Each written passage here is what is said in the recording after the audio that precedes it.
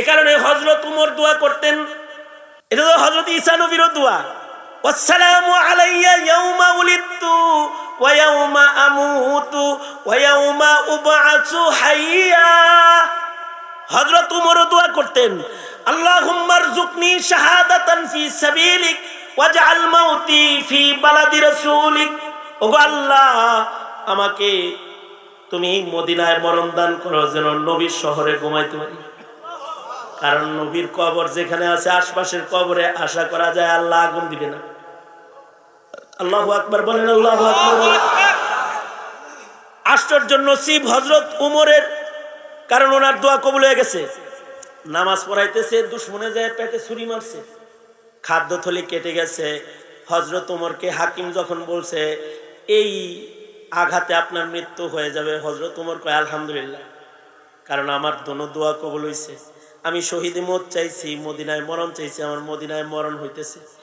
এবার হযরত উমরের ধান্দা হইল খালি মদিনায় কবর হইলে তো হয় না, কবরটা আর একটু ভালো জায়গায় নেওয়া যায়নি। নিজের ছেলেরে ডেকে বলে, আব্দুল্লাহ রে যা, আয়েশা সিদ্দিকার ঘরে একটু যা, যা উম্মুল মুমিনিন রে বল রাসূলের ঘরের ভিতরে একটা কবরের জায়গা ফাঁকা আছে, যেই কবরের জায়গাটা আয়েশা সিদ্দিকা নিজের জন্য রাখছে। আয়েশা সিদ্দিকাকে একটু বল আমিরুল মুমিনিন হযরত ওমর নবীর পায়ের কাছে একটু শোয়ার শখ হয়েছে, আপনি যদি আপনার কবরের জায়গাটা ছাইরা দেন, তাহলে বাবা আল্লাহর রাসূলের পায়ের কাছে ঘুমানোর নিয়ত করছে, যদি আপনি সুযোগ দেন তাহলে সেখানে শুইতে চায়, আপনি কি কবুল করবেন? হযরত আয়েশা বলে উমর শুইতে চাইছে, উমর রে তো ওই জায়গাটায় মানায়। আল্লাহু আকবার বলেন। উমরকে এ জায়গায় মানায়, কারণ উমরের তো অনেক গুণ। উমরের একটা গুণ হলো আসাদুহুম ফি আমরিল্লাহি উমর, উমর আল্লাহর কামে শক্ত, আর আমরা হলো দুনিয়ার কামে শক্ত, গুনার কামে শক্ত। উমর হইলো ইবাদতে শক্ত। আওয়াজ করে বলেন, আওয়াজ করে বলেন, আওয়াজ করে বলেন। ফারুক বাইনাল হক ওয়াল বাতিল, লাউ কানা বাদি নবিয়্যুন লাকানা উমর, আমার পরে কেউ নবী হইলে উমর নবী হইতো। আল্লাহর রাসূল বলেন সব নবীর একজন করে মুহাদ্দাস আছে। আল্লাহর রাসূল বলেন মুহাদ্দাসি উমর। আল্লাহর রাসূল বলেন সব নবীর একজন মুহাদ্দাস আছে। মুহাদ্দাস কাকে বলে? মুহাদ্দাস বলা হয় আল্লাহ তাআলা নিজের কথা বান্দার, যে বান্দার কলবের ভিতরে ছাড়ে, ওই বান্দাকে মুহাদ্দাস বলে। হযরত ওমরের কলবে আল্লাহ নিজের কথা ছাড়ে, এ কারণে আল্লাহর রাসূল বলেন মুহাদ্দাসি ওমর, আমার মুহাদ্দাস হলো ওমর। এ কারণেই ওমর যা চাইছে ওই রকম কোরআনের আয়াত নাজিল হইছে 21 জায়গায়। ইনাসফা আম্মা বা'দু ফাআউযু বিল্লাহি মিনাশ শাইতানির রাজীম। বিসমিল্লাহির রহমানির রহিম। ওয়াসসালামু আলাইয়া ইয়াউমা উলিদতু ওয়া ইয়াউমা আমুতু ওয়া ইয়াউমা উবআসু হাইয়া। وقال النبي صلى الله عليه وسلم من مات وهو يعلم لا إله إلا الله دخل الجنة. وقال النبي صلى الله عليه وسلم المرء مع من أحب، أو كما قال عليه الصلاة والسلام. اللهم صل على محمد وعلى آل محمد كما صليت على إبراهيم وعلى آل إبراهيم إنك حميد مجيد. اللهم بارك على محمد وعلى آل محمد كما باركت على إبراهيم وعلى آل إبراهيم إنك حميد مجيد الحمد لله কয়দিন ব্যাপী জানো 3 দিন ব্যাপী খাতমে নবুয়ত সম্মেলনের আখিরি রজনী মোহতারাম সভাপতি উপস্থিত হযরত বুজুর্গ উলামায়ে কেরাম সম্মুখমানে সমবেত দিন প্রিয় ইসলাম প্রিয় দিনদার ইমানদার মুমিন মুসলমান ভাইরা পর্দার আড়াল থেকে আলোচনায় শামিল মা বোনেরা আল্লাহর দরবারে শুকর আল্লাহ তাআলা দ্বীনি নসিহতের মজমায়ে উলামাদের সোহবতে 3 দিন ধরে লাগাতার একটা মাহফিলে আমাদেরকে দাওয়াত ও তাবলীগের নিসবতে বসার তৌফিক আল্লাহ তাআলা দান করেছেন। এজন্য কালিমাতুশ শুকর পড়ি, শুকরিয়া আদায় করি, জবান খুলে মুহাব্বতে ভক্তি ভরে পড়ুন আলহামদুলিল্লাহ। সূরা মারিয়ামের একটি আয়াত আপনাদের সামনে তিলাওয়াত করেছি, কোনো ভূমিকা ছাড়া ছোট ছোট কয়েকটা কথা। 3 দিন ধরে যা বয়ান শুনছেন ওইগুলো এত বেশি লাগাতার 3 দিন ওয়াজ শুনলে সব ওয়াজ প্যাচ লেগে যায়। এই কারণে লম্বা কথার কোনো জরুরত নাই। আর আমার পূর্বেও আমার অত্যন্ত স্নেহের মহব্বতের আশরাফি সাহেব গুরুত্বপূর্ণ কথা বলেছেন, আর ওলামা হজরতরা কথা বলেছেন। মাগরিবের পরে আমার দোস্ত আল্লামা হাসান জামিল সাহেব দামাত বারকাতুহুম বড় নুরানি নসিহত করেছেন। 2 দিন ভরে মুহাক্কিক বড় বড় আলেমরা এখানে এসেছেন। একেবারে মাহফিলের শেষ প্রান্তে আপনাদের সামনে বসে বরকতের নিয়তে আয়াত হাদিস পড়েছি 2-4টা কথা। আল্লাহ পাকের কালামে এমন কিছু আয়াত আছে যেই আয়াতে কথাগুলো আসলে ছিল বান্দার কথাটা আল্লাহ তাআলা নিয়ে নিছেন, নিয়ে আবার আল্লাহ বান্দার কথাকে আল্লাহর কথা বানায়া বান্দার কাছে ফেরত দিছেন। এ ধরনের কিছু আয়াত কোরআন শরীফে আছে। আল্লাহর রাসূল সাল্লাল্লাহু আলাইহি ওয়াসাল্লামের আগমনের পরে আকাশের দরজা যখন শয়তানদের জন্য বন্ধ হয়ে গেল, শয়তানরা আর আসমানের উপরে যাইতে পারে না। তো চিন্তা করলো কি ব্যাপার, এতদিন আকাশে যাতায়াত করতাম, এখন যাইতে পারি না কি লেগা? কারণ খুঁজতেছে। কারণ খুঁজতে খুঁজতে যায় দেখে মক্কায় আল্লাহর রাসূল ফজরের নামাজে কোরআন পড়তেছে। তো কোরআন শুই না ওরা বলে, এই কোরআন আসছে দেখাই এখন আর আসমানে যাইতে পারতেছি না। ইন্না সামিআনা কুরআনান আজাবা, কথাটা জিনদের কথা, কিন্তু আল্লাহ তাআলা এটা নিজে নিয়া এটা আবার তার বান্দাদেরকে দিছে। এই কারণে ইন্না সামিআনা কুরআনান আজাবা কথাটা এখন কার? বুঝেন নাই? এখন তো আল্লাহর, কিন্তু প্রথম কারা বলেছিল? জিনেরা বলেছিল। কিন্তু আল্লাহর আদত হলো কখনো কখনো বান্দার ভালো কথাটা আল্লাহ নিয়ে নেন, নিয়ে সেটা আবার বান্দাকে ফেরত দেন। যেমন সূরা লুকমানে হাকিম লুকমানের কিছু কথা আছে, কথাগুলো লুকমানের কথা ছেলেরে বলছে, কিন্তু আল্লাহ ওই কথাগুলো নিয়ে গেছে, নিয়ে আল্লাহর কথা হিসেবে বান্দার কাছে পেশ করেছে। আল্লাহর কোরআনে যত কথা আছে সব কথা কার? জোরে আওয়াজ করে বলেন, আরো জোরে আওয়াজ করে বলেন। কিন্তু বান্দার কিছু ভালো কথা আছে যেগুলো আল্লাহ নিজের কথা বানাইছে। তাহলে বুঝে থাকলে বলেন তো, ভালো কথার দাম আছে না নাই? আরো জোরে করে বলেন। এই আলেমরা যে 3 দিন ধরে কথা বলছে, কি খারাপ কথা বলছে? ভালো কথা আল্লাহর কাছে কি দামি। আমি যে আয়াত পড়েছি, আয়াতের ভেতরে হযরত ঈসা আলাইহিস সালামের কিছু কথা, কিন্তু কথাটা ঈসা আলাইহিস সালামের, কিন্তু আল্লাহ তাআলা নিজে নিয়ে এটা বান্দাকে আবার ফেরত দিচ্ছে। পয়গম্বর ঈসা অস্বাভাবিক কায়দায় দুনিয়ায় আসলেন। স্বাভাবিক কায়দা হলো পিতামাতার মাধ্যমে মানুষ জন্মায়, কিন্তু পয়গম্বর ঈসা জন্মাইলেন শুধু মার মাধ্যমে। যখন প্রশ্ন হলো এটা কেমনে হলো, আল্লাহ তাআলা পয়গম্বর ঈসাকে বাচ্চা বয়সে কিছু দামি দামি কথা বলাইলেন। আল্লাহু আকবার বলেন, আরো জোরে বলেন। কখন বলাইলেন? যখন কথা বলার বয়স না, মায়ের কোলে দোলনায় আছে, পয়গম্বর ঈসা কথাগুলো বলছেন। এই কথাগুলো আল্লাহ তাআলা নিয়ে গেছেন, নিয়ে নিজের কথা বানায় তার বন্ধুর কাছে আবার নাজিল করছেন।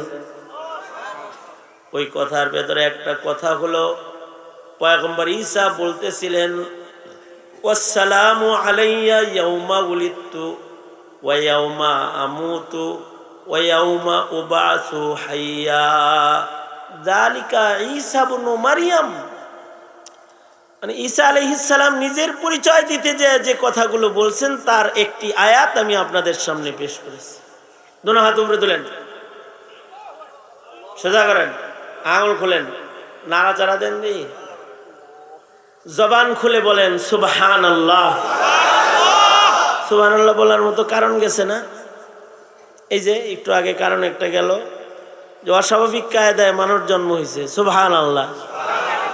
অস্বাভাবিক কায়দায় দোলনার বাচ্চা কথা বলেছে, সুবহানাল্লাহ। জোরে বলেন, আওয়াজ করে জোরে বলেন সুবহানাল্লাহ, আরো জোরে করে বলেন সুবহানাল্লাহ। হাত সোজা করেন, আবার সোজা করেন। নামাইছেন কে? মনে হয় শোনেন নাই। আঙুল খুলেন তো, আস্তে আস্তে নাড়েন। এবার নামান। আমার দিকে করলাম আর কি আপনাদেরকে, আপনারা যে আমার কথা শুনতে আছেন এটা একটু চেক করলাম আর কি। আমার এখন ওয়াজ করতে গেলে অস্থির লাগে, এ কারণে সংক্ষেপে বলতে হইব, তো তাই আপনাদেরকে সবাই মনোযোগী রাখতে হইব আমার, তাছাড়া কথাগুলো স্মরণ থাকবে না আপনাদের। পয়গম্বর ঈসা আলাইহিস সালাতু ওয়াস সালাম 3টা দোয়া করছেন আল্লাহর কাছে, এবং 3টা দোয়া আল্লাহ কবুল করছেন। একটা দোয়া করছেন, আল্লাহ আপনি আমার উপরে জন্মের সময় শান্তি দেন। মানুষ যদি জন্মের সময় নিরাপদ না হয় তাহলে তার জিন্দেগি বরবাদ হয়ে যায়। জন্ম যদি কারোর নিরাপদ হয় তাহলে বাচ্চাটা সুস্থ হয়, আর জন্ম যদি নিরাপদ না হয়, শয়তান মস করে অথবা কোনো দুর্ঘটনার কবলে পড়ে, তো বাচ্চাটা বিকলাঙ্গ হয়ে যায়। আর জন্মের সময় সালামতি, এটা ভালো হাসপাতালে গেলে হয় না, এটা আল্লাহর কাছে চায়া আনতে হয়। অনেকে মনে করে আমার বাচ্চা হইব, এটা যদি ভালো হাসপাতালে হয় তাহলে ভালো হইব। ঈসা আলাইহিস সালাম তো সবচেয়ে ভালো মেডিনোভা না কি দামি হাসপাতাল, দু একটা নাম কর না, মানে বিদেশের, ইন্ডিয়ার মেডিনোভা অথবা স্কয়ার অথবা কি এলিজাবেথ, মাউন্ট এলিজাবেথ, এরকম জায়গায় হন নাই। উনি হয়েছেন কোথায়? এমন জায়গায় পয়গম্বর ঈসা জন্মগ্রহণ করেছেন যেখানে কোনো নার্সিং ব্যবস্থা নাই, কোনো দায়ী ব্যবস্থা নাই, কেউ নাই যে বাচ্চাটা হওয়ার পরে দাদি কোলে নেবে, এমন কোলও নাই। হযরত মরিয়ম গেছেন গাছতলায়, জঙ্গলে আড়ালে চলে গেছেন, কিন্তু আল্লাহ যখন সালামতি দান করেছেন, বাচ্চাটা এই জায়গায় এত সুন্দর ভাবে হয়েছে, কোনো দায় লাগে না। আল্লাহু আকবার, জোরে করে বলেন। আবার বাচ্চার শুধু সালামতি না, বাচ্চার মায়েরও সালামতি আল্লাহ দিলেন। জঙ্গলের ভিতরে খাইব কি, আল্লাহ মুহূর্তের ভিতরে পাকা খেজুর ঝুলায়া আবার একটা একটা করে ফেলতেছে, আর হযরত মরিয়ম খাইতেছে। চিন্তা করছেন? পাথর থেকে নহর জারি হয়ে গেছে, পানি বেরোইতেছে, শীতল পানি তিনি পান করতেছে, ঝর্ণা চালু হয়ে গেছে, খাওয়ার পরে শক্তি এসে গেছে, নিজের সন্তানকে কোলে নিয়ে দুগ্ধ পান করাইতেছে। এই সব সালামতি কার দান? জোরে আওয়াজ করে বলেন কার দান? কোটি টাকা খরচ করে বাচ্চা হইতে গেছে ইংল্যান্ডে, কিন্তু হয়েছে পরে এমন একটা মরা ডেগা হয়েছে যে চোখ টেরা, কান বেহা, এরকম একটা হয়েছে। কিন্তু জঙ্গলের ভিতরে হইতেছে, কেউ নাই, ব্রেন কেমন যে জন্মের পরে কথা কয়। হযরত মরিয়ম বলে, আল্লাহ অস্বাভাবিক কায়দায় একটা বাচ্চা দিলেন, এটা নিয়ে সবার কাছে গেলে যদি কয় বাপকে কি কমু, তোমার কিছু বলতে হবে না, যেটা পাঠাইছি দারুণ জিনিস, দারুণ কায়দায় তোমার কাছে দিয়ে দিছি, আমার কুদরত জাহির করেছি, কথা তোমার বলা লাগবে না, কথা হেই বলবে। আসসালামু আলাইয়া ইয়াউমা বুলিতু। তো বাচ্চাটা এবার কথা বলতেছে, ক্বালা ইন্নী আব্দুল্লাহ। এই দাঙ্গাবাজ, ফিতনাবাজ, উল্টা পাল্টা কথা যারা কস, চাপাবাজ, যেটি আইছো চুপ সব। ইন্নী আব্দুল্লাহ আতানিয়াল কিতাবা ওয়া জাআলানি নাবিয়্যা। সব বলতেছে। আবার বলে কি, এই দোয়াগুলো করতেছে, সালামতি আমার জন্মের সময়, শান্তি আল্লাহ, আমি শান্তি কামনা করি আমার জন্মের সময়ে, আমার মরার সময়ে, আমার হাসরের সময়ে। পয়গম্বর ঈসা আলাইহিস সালামের সবগুলো কথা আল্লাহ কবুল করেছেন। এই কারণে জন্মের পরে কোনো মুসিবতে আর ফেলেন নাই। যখন ওনাকে দুশমনরা ঘিরে ফেলছে, তখনও ওই যে বলছে, আয় আল্লাহ আমার মরণের সময় শান্তি দান করবেন। তা আল্লাহ তাআলা শান্তির মরণ দেওয়ার জন্য দুশমনদের চোখের আড়াল করে টান দিয়া ওটা একেবারে সালামতিতে নিরাপদে আসমানে নিয়ে বহায় ফেলেছে। খ্রিস্টানরা যারা ঈসা নবীর ভক্ত, ওরা নিজেরা ওগর নবীর সম্পর্কে অত সুন্দর জানে না, আমরা যত জানি। ঈসা আলাইহিস সালাম ওরা মনে করে যে শুলিতে চড়ে মরে গেছে, শুলিতে চড়ানো হয়েছে। আসলে বলেন তো, ঈসা আলাইহিস সালাম কি মরে গেছে না বাঁচা আছে? জোরে আওয়াজ করে বলেন। যদি এই কথা কেউ না মানে তাহলে সে কাফের। পয়গম্বর ঈসা আলাইহিস সালাম সম্পর্কে তিনটা বড় আকীদা। একটা আকীদা হলো বাপ ছাড়া জন্ম সম্ভব, আল্লাহর জন্য না অসম্ভব? জোরে বলেন। আদম যদি বাপ মা ছাড়া হয়, তাহলে ঈসা বাপ ছাড়া হইতে সমস্যা কি?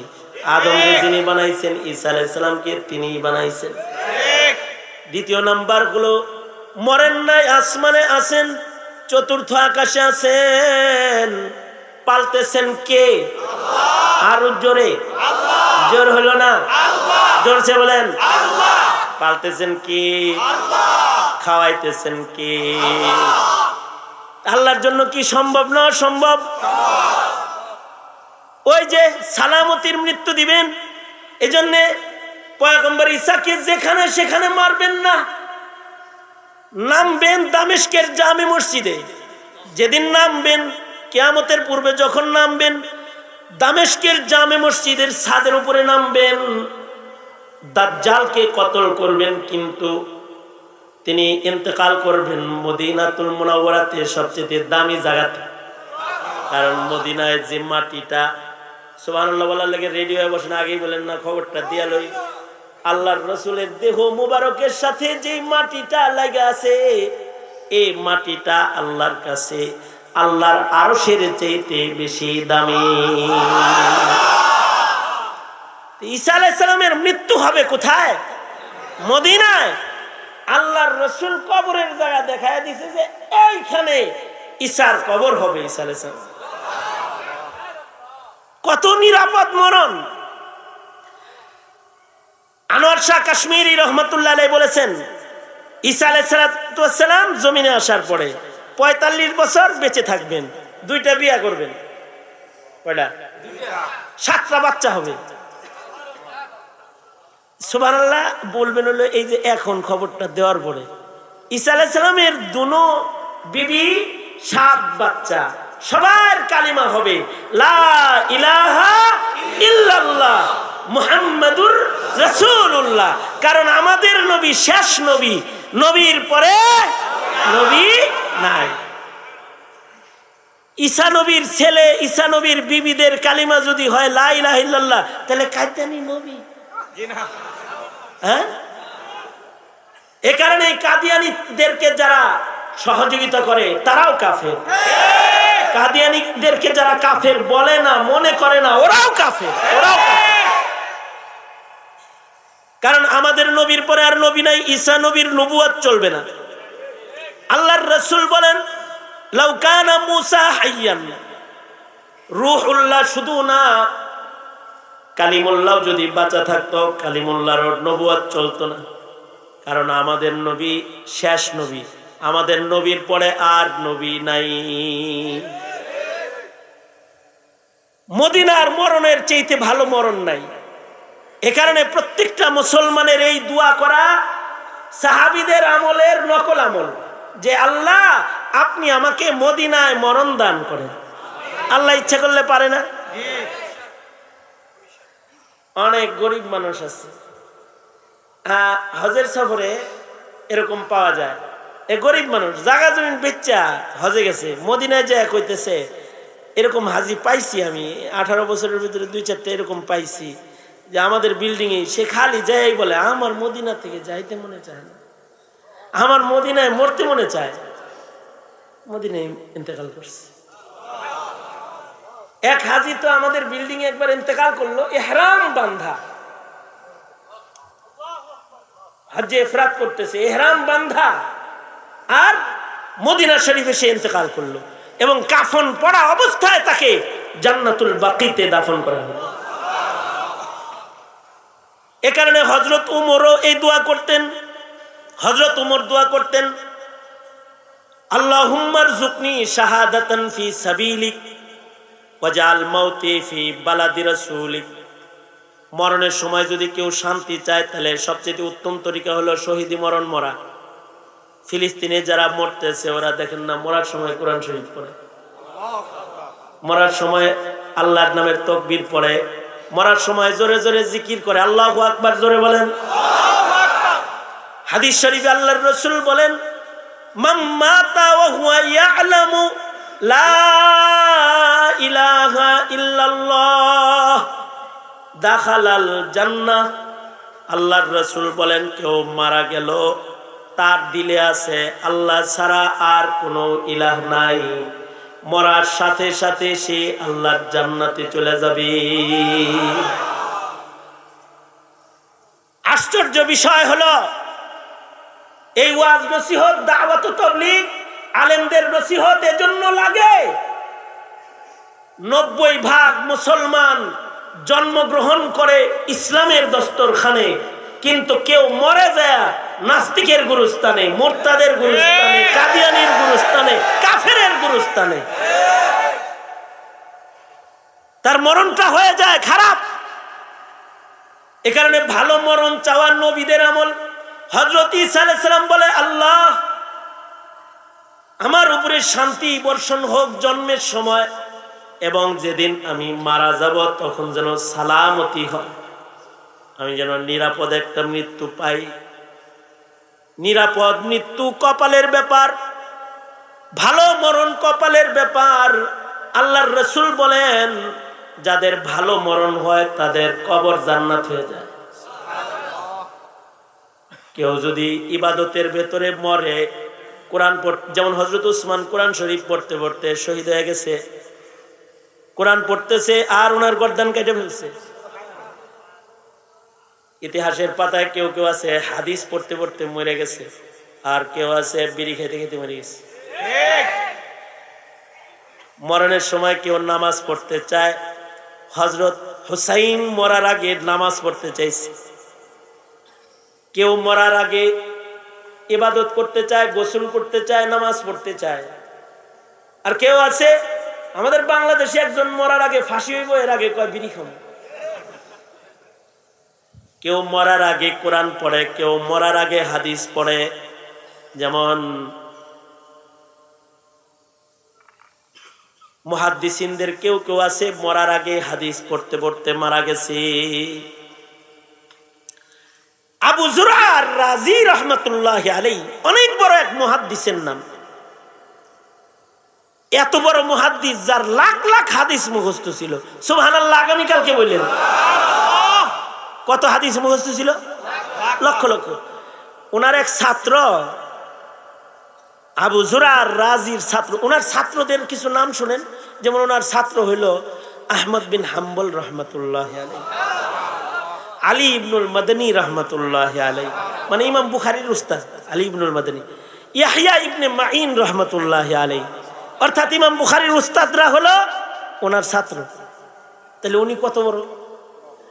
ওনার এক ছাত্র হাদিস মুখস্থ করে, হাদিস মুখস্থ করতে যায় খালি ঘরের ভিতরে পড়তেছে আনাবি জোরা আনাবি জোরা আনাবি জোরা আনাবি জোরা, খালি ওনার নাম কয়। খালি বউ খেপে গেছে, বউ কয় ঘর করে আমার লগের নাম কয় আর একজনের, হ্যাঁ তুমি কার নাম কও খালি কতক্ষণ পর পর, আমার নাম তো একবারও কন।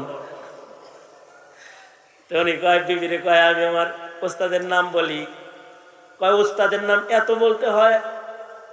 তো যখন আক্রমণ করছে উস্তাদের উপরে আক্রমণ করলে কিন্তু ছাত্র খেপে যায়। যদি ছাত্র আদর্শ ছাত্র হয়, আর যদি বেয়াদব ছাত্র হয় তাহলে ছাত্র উস্তাদরে আক্রমণ করে ফেলে। উস্তাদের উপরে আক্রমণ করলে ছাত্র রাইগা যায়। ছাত্র রাইগে গেছে, হ্যাঁ আমার উস্তাদের নাম বলা যাইব না, মানে তাহলে কি তোমার নাম কমো নাকি? আমার উস্তাদের নাম ডেলি 1,00,000 বার বলা যাইব, কারণ আমার উস্তাদের 1,00,000 হাদিস মুখস্থ আছে। 1,00,000 হাদিস মুখস্থ আছে, 1,00,000 হাদিস বাড়ির কাছের কথা। তো এই কথা বলতেই ছাত্র বলে কি, ঠিক আছে কথাটা শুনেন, আশ্চর্য একটা কথা, ঠিক আছে আমার উস্তাদের যদি 1,00,000 হাদিস মুখস্থ সনদ সহ না থাকে তাইলে তুমি 3 তালাক। তালাকটারে পেঁচ লাগাইছে কোন জায়গায়? তালাকটারে পেঁচ লাগাইছে হইলো যে আমার উস্তাদের ইলমের উপরে তালাক পেঁচ লাগাইছে। তার মানে আমার উস্তাদের 1,00,000 হাদিস মুখস্থ না থাকলে তুমি 3 তালাক। রাগে তো কইছে এই কথা, পরে যখন মাথা ঠান্ডা হয়েছে তখন চিন্তা করতেছে কি জানি যদি না থাকে তাই তো আমার বউ আর আইছে। পরে চিন্তা করতেছে আর কি। এবার মাথা ঠান্ডা হইলে এবার জামাই বউ দুজন মিলা আবু জুরআ আর রাজি রহমতুল্লাহ আলাইহির কাছে গেছে, যা কয় উস্তাদ মাথা গরম হয়েছিল, পরে বউরে কইছি যে আপনার যদি 1,00,000 হাদিস মুখস্থ না থাকে তাহলে বউ 3 তালাক। আসলে কি আপনার 1,00,000 মুখস্থ আছে না আমার বউটা গেছে? তো ইমাম আবু জুরআ আর রাজি বলে যাও নিশ্চিন্ত মনে জামাই বউ ঘর সংসার করতে থাকো খুশি মনে, কারণ তোমার উস্তাদের 1,00,000 হাদিস নয় 6,00,000 হাদিস সনদ সহ মুখস্থ আছে। যার 6,00,000 হাদিস সনদ সহ মুখস্থ আছে সে তো মরার সময় হাদিস পড়বেই। যার 30 পারা কোরআন মুখস্থ আছে সে তো মরার সময় কোরআন পড়বেই। আর তোমার হলো হিন্দি গান মুখস্থ আছে, তো মরার সময় হিন্দি গান তো তুমি পড়বেই। বুঝলেন না এই কথাটা? কারোর জিকির মুখস্থ আছে সে তো মরার সময় কালেমা পড়বেই। আবু জুরআ আর রাজি রহমতুল্লাহ আলাইহির যখন সাকারাত শুরু হয়ে গেল, মরণ শুরু হয়ে গেছে যখন, তখন ওনার ছাত্ররা সবাই চতুর্দিক দিয়ে বসে হাদিস পড়বার লাগছে। মরণ যদি এমন হয় তাহলে ভালো মরণ, হাদিস পড়তেছে, উস্তাদের লগে কথাও কইতে সাহস পাইতেছে না, কারণ সাকারাত চলতেছে। এমন সময় আবু জুরআ রাজি তিনি বলতে শুরু করলেন হাদ্দাসানি ফুলান আন ফুলান আন ফুলান আন আবি হুরায়রাতা قال قال رسول الله صلى الله عليه وسلم من مات وهو يعلم لا إله إلا الله। এই কথাটা বলছে আর প্রাণ পাখিটা বাইরে গেছে। মুহাদ্দিসিনরা কয় কাওলান লা ইলাহা ইল্লাল্লাহ বলছে, আর আজরাইলে রূহ টান দিয়ে ফিআলান দাখালাল জান্নাহ কইরা ফলাইছে। এটাও কারোর মরণ হয়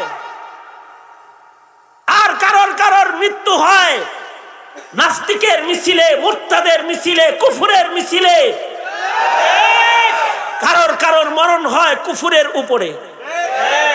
এ কারণে ভালো মরণ চাইতে হয় আল্লাহর কাছে। আজব দেশে বসবাস করি তো আমরা। আমাগর দেশে মুসলমানের কবর যেই গুরুস্থানে হয়, নাস্তিকের কবর ওই গুরুস্থানেই হয়। এ কারণে ভালো কবরের জায়গা আল্লাহর কাছে চাইতে হয়। তোমার পরে যেন সহজে কোনো নাস্তিক না মরে, তাহলে তো সিরিয়ালে কবর দিব। তো নাস্তিক তোমার পরে মরলে নাস্তিক নিয়ে হতাই দিব একেবারে কবর পাশে। এ কারণে ভালো মরণ চাইতে হয়। মরণের সময় শান্তি চাইতে হয়। কারণ মরণের সময় শান্তি চাইলে ডাইনে বামের কবরগুলা ভালো হয়। ডাইন বামের কবর ভালো হইলে তোমার লাভ কি? মনে মনে ভাবতে পারো যে আমার ডাইনের কবর বামের কবর ভালো হইলে আমার কি লাভ, আমার কি লাভ। মনে করেন হুমায়ুন ভাইয়ের পাশের বাড়ির বিল্ডিং এ আগুন লাগছে, উনি কি করবো? কি চায় রয়েছেন কে? টাকা পয়সা সব আগে সরাইবো পানি নেওয়ার আগে ওনার গর্তে। বিশ্বাস করেন আর নাই করেন, সত্য কি ঠিক না? ওনার ঘরে যে টাকাগুলো আছে এটি আগে সরাইবো। চিন্তা করবো জানালা দিয়ে যদি কোন রকম খালি এইদিকে আহে তো আমি শেষ। পাশের ঘরে আগুন লাগলে যেমন পাশের বাড়িওয়ালার নিরাপত্তা নষ্ট হয়ে যায়, কারোর কবর যদি নাস্তিকের মুরতাদের কবরের মাঝখানে হয়ে যায়, ওর কবরের জিন্দেগির নিরাপত্তা উঠে যায়।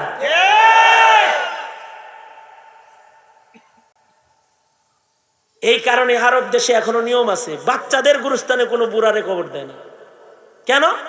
বাচ্চার তো কোনো গুনাহ নাই, ওর কবর হলো জান্নাত। বুড়াটারে দিমে যদি আগুন জ্বলে তো বাচ্চার ঘুম ভেঙে যাবে কতক্ষণ পরে পরে।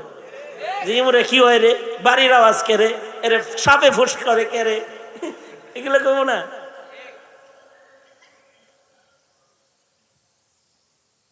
এখনো এমন কবর আছে, বুখারা সামারকান্দ সফর করে আসেন, উজবেকিস্তানে এখনো এমন কবর আছে যেই কবরে মুহাম্মদ নাম না হইলে দাফন করা যায় না। 1 লাখ হাদিস মুখস্থ না থাকলে মাইয়িতের কবরের স্থানের ভিতরে ঢুকতে দেয় না। গুরুস্থানের ভেতরে 1700 মাইয়িত ঘুমায় রয়েছে। ইমাম বুখারীর 17 জন উস্তাদ ওই গুরুস্থানে আছে, এদের সবার নামও মুহাম্মদ, আর সবাই 1 লাখ হাদিসের হাফেজ, সব এক গুরুস্থানে ঘুমায় রয়েছে। সাহেবে হেদায়ার মতো মানুষ, হেদায়া যিনি লিখেছেন, যার লাখ লাখ হাদিস মুখস্থ ছিল, এই গুরুস্থানে জায়গা পায় নাই। কেন? ওনার নাম মোহাম্মদ না।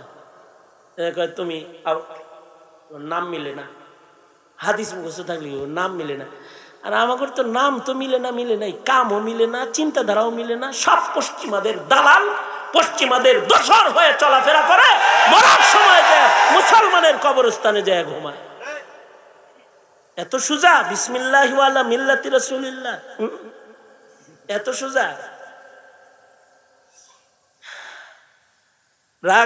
রাগ হওয়ার কিছু নাই। এই জন্য নিজেদের মরণ ভালো কামনা করা চাই। কি ঠিক কিনা? ধরে আওয়াজ করে বলেন। বুঝে আসে তো? বুঝে আসেনি কিছু? কপাল ভালো এদেশের মুসলমানদের যে এদেশের আলেমরা আলাদা গুরুস্থানে শয় না, আলেমরাও পাবলিক গুরুস্থানে শয়, হাফেজদের কবর পাবলিক গুরুস্থানে হয়। আশা করা যায় একজন জামাইয়ের কারণে যেমন 500 বরযাত্রী ভালো রান, আন্ডা, মাছ, খান্ডা খায়, একটা হাফেজের কবর, একজন আলেমের কবর কবরস্থানে হওয়ার কারণে হতে পারে আল্লাহ তাআলা বাকিদের কবরে আযাব আল্লাহ তাআলা মাফ করে দেবে। হতে পারে যেই মোল্লার কারণে কবরে আগুন থেকে বাঁচবা, ওই মোল্লারে খালি জেলে পাঠায় ধরে ধরে।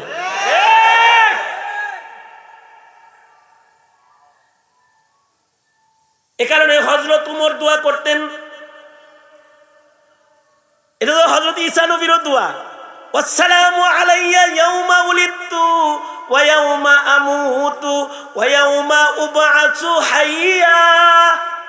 হযরত উমর দোয়া করতেন, আল্লাহুম্মা রযুকনি শাহাদাতান ফি সাবিলিক ওয়াজআল মাউতি ফি বালাদি রাসূলিক। ওগো আল্লাহ, আমাকে তুমি মদিনায় মরণ দান করো, যেন নবীর শহরে ঘুমাইতে পারি। কারণ নবীর কবর যেখানে আছে, আশপাশের কবরে আশা করা যায় আল্লাহ আগুন দিবে না। আল্লাহু আকবার বলেন, আল্লাহু আকবার বলেন। আশ্চর্য নসিব হযরত উমরের, কারণ ওনার দোয়া কবুল হয়ে গেছে। নামাজ পড়াইতেছে, দুশমনে যায় পেটে ছুরি মারছে, খাদ্য থলি কেটে গেছে। হযরত উমরকে হাকিম যখন বলছে এই আঘাতে আপনার মৃত্যু হয়ে যাবে, হযরত উমর কয় আলহামদুলিল্লাহ, কারণ আমার দোনো দোয়া কবুল হইছে। আমি শহীদে মত চাইছি, মদিনায় মরণ চাইছি, আমার মদিনায় মরণ হইতেছে। এবার হযরত উমরের ধান্দা হইল, খালি মদিনায় কবর হইলে তো হয় না, কবরটা আর একটু ভালো জায়গায় নেওয়া যায়নি।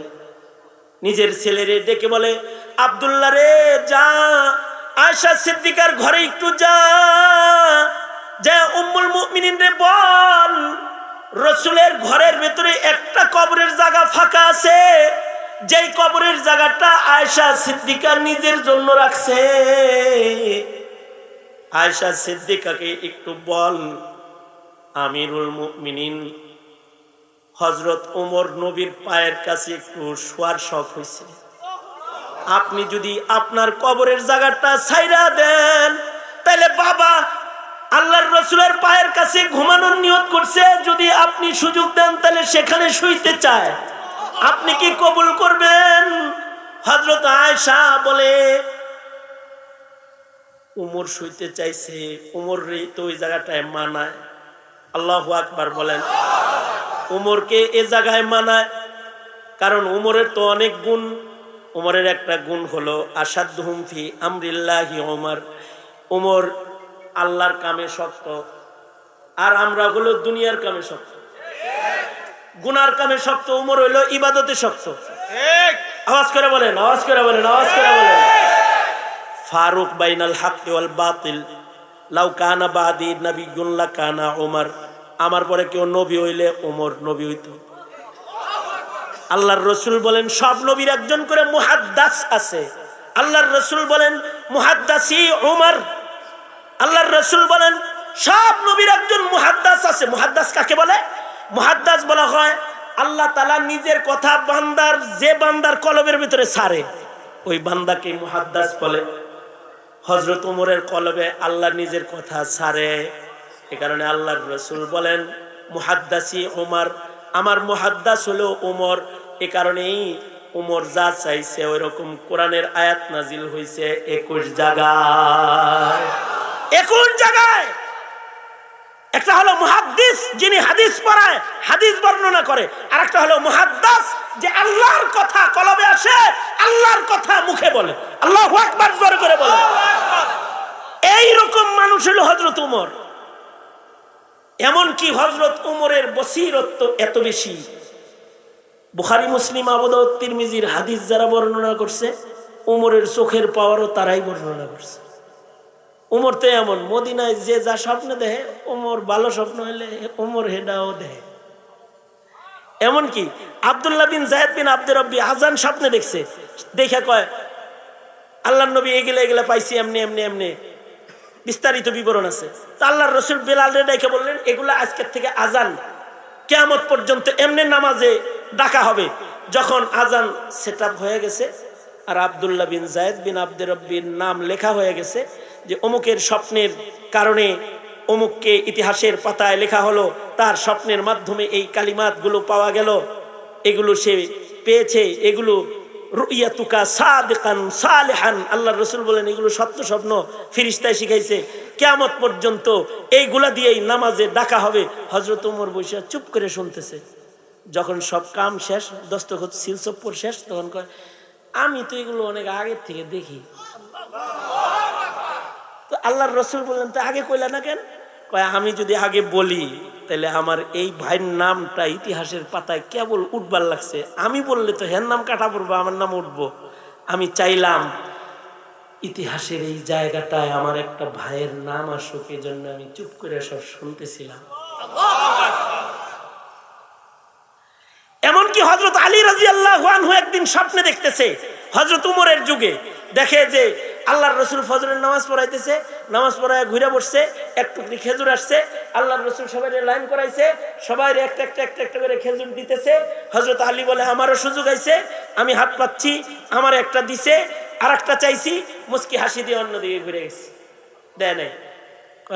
এই মসজিদে নববীর আজান শুরু হয়েছে, আর আমি মসজিদে গেছি, যায় দেখি ওমর নামাজ পড়াইতেছে, রসুল যেই সূরা স্বপ্নে পড়ছে ঠিক সেই সূরা ওমর স্বপ্নে নামাজের ভিতরে আমি নবী রেজা পড়তে দেখছি। মসজিদে যায় দেখি ওমর ওই সূরাগুলাই পড়তেছে, আর ঠিক রসুল যেভাবে বসছে ওমর ঠিক ওইভাবেই বসছে। এক টুকরি খেজুর আসছে, হযরত ওমর সবাই নবী যেমনি লাইন করাইছিল হেমনি লাইন করাইছে। আমিও সিরিয়ালে জায়গা মতো ঠিক ওই জায়গায় পড়ে গেলাম, স্বপ্নে যে জায়গায় রসুলের সিরিয়ালে ছিলাম। সবাই একটা একটা করে দিল, আমিও একটা পাইলাম। পরে বললাম আর একটা দিবেন? হযরত ওমর বলে, রাতের বেলায় রাসূল তো তোমাকে একটাই দিছে, আমি দুইটা কেমনে দিব? এই হলো হযরত ওমরের চোখের হালাত, বুকের হালাত। এ কারণে হযরত উম্মুল মুমিনিন আয়েশা বলে, যাও আব্দুল্লাহ তোমার বাবাকে বলো নবীর কদমের কাছে তার ঈমানায় আমি জান্নাতুল বাকিতে থাকবো। আল্লাহু আকবার, জোরে বলেন। হযরত ওমর নিজের কবরের জায়গাটা কত সুন্দর চয়ন করলেন। মিয়া মৌলবী দেখলে রাজাকার রাজাকার যারা পাবেন, আলবদর যারা পাবেন, তা করে বলতেছি, 5 ওয়াক্ত নামাজের পরে দোয়া করবেন, আল্লাহ একটা মৌলবীর কবরের পাশে আমার কবর দিও। আল্লাহ আমি তো নবীর পাশে শুইতে পারবো না, আলেমের পাশে আমাকে শোয়ায়ও। ওগো আল্লাহ আমাকে হাফেজে কোরআনের পাশে শোয়ায়ও। যদি কবরটা ভাগ্য গুণে জায়গা মতো পইরা যায় তাহলে সালামতি আসবে। হযরত ঈসা বলে, ওয়াসসালামু আলাইয়া ইয়াউমা উলিদতু ওয়া ইয়াউমা আমুতু ওয়া ইয়াউমা উবআসু হাইয়া। আল্লাহর রাসূলের সাথে হযরত ঈসা দাঁড়াবে হাসরের মাঠে। আল্লাহু আকবার। আপনি যদি কোনো মৌলবীর সাথে কবর হয় তাহলে হাসরের মাঠে মৌলবীর সাথে দাঁড়াবেন। ভাববেন যে হুজুর কোন সময় মরমু, কবর যদি জায়গা মতো না পাই তাহলে তো দূরেই পড়মু। নবী আর একটা কথা শিখাইছে, আল্লাহর রাসূল বলে, আলমার ও মামান আহাব্বা।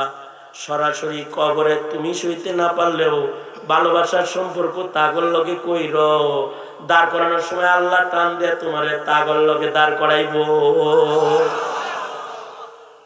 সুতরাং আলেমদের বিপক্ষে চলবেন না পক্ষে? আলেমদের থেকে দূরে না কাছে? আলেমদের সাথে চলবেন তো ইনশাআল্লাহ? ওয়াদা বলেন, ইয়া আল্লাহ। আলেম ওলামা যেখানে, আলেম নাই যেখানে, স্মরণ থাকবে তো ইনশাআল্লাহ। কারণ কি? কারণ হলো কবর ভালো হবে, হাসর ভালো হবে। ঠিক কিনা? ঠিক কিনা? আলেম বিদ্বেষ রাখবো না। মুসলিম সন্তান হিসাবে দায়িত্ব আলেমদেরকে ভালোবাসা, মত পর্যন্ত আলেমদেরকে ভালোবাসবো ইনশাআল্লাহ। জোরে করে বলেন, হাত নামান। এই মাহফিলগুলোর মাধ্যমে আলেমদের ভালোবাসা প্রকাশ পায়। জাতি রাত 12টা 1টা পর্যন্ত বসে আলেমদের ভালোবাসা প্রকাশ করে।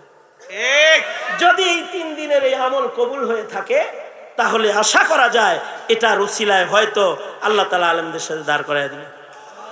হুমায়ুন ভাইকে আল্লাহ কবুল করুক। আজকে মোবাইলটা হারাই গেছে, টাকা পয়সা লেগে গেছে, যাই ওগুলো আল্লাহ তাআলা সাদাকা হিসেবে কবুল করুন। এই মাহফিলের সাথে আছেন তো ইনশাআল্লাহ? থাকবেন। উনি হক্কানি আলেমদের সাথে যতদিন আছে আপনারা ততদিন ওনার লগে থাকবেন ইনশাআল্লাহ। ঠিক না?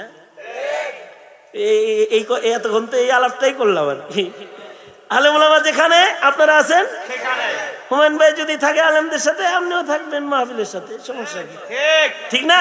হ্যাঁ ইনশাআল্লাহ। তাই আজকে একটু নগদেও একটু থাকেন, এখন দোয়া হইব তো, একটু আমল করেন। টাকা পয়সা হারাই গেছে তো বেচারা, মাইকের বিল দিব না। এই মুট করেন, মুট করেন, মুট করেন, এখন দোয়া হবে। বিসমিল্লাহ বলেন, বিসমিল্লাহ। পকেটে হাত ঢুকাইয়া দেন। এই যে আমিও শরীক হইতেছি, আপনারাও শরীক হন। কিছু কিছু বাইর করেন। আর কিছু যুবক ছেলেরা দাঁড়াও মাঝখানে মাঝখানে, দাঁড়ায় টাকাগুলো কালেকশন করে ভেতরে নিয়ে আসো। জলদি করেন, জলদি করেন, তাড়াতাড়ি করেন, তাড়াতাড়ি করেন, জলদি করেন।